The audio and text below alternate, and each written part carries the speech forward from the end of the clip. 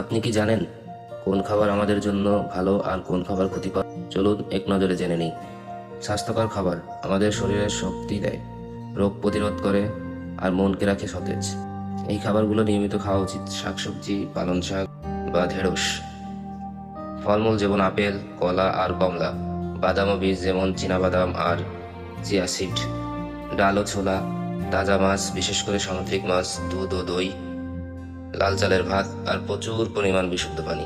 এই খাবারগুলো আমাদের সুস্থ থাকতে সাহায্য করে। অন্যদিকে কিছু খাবার আছে যেগুলো শরীরের জন্য খুবই ক্ষতিকর।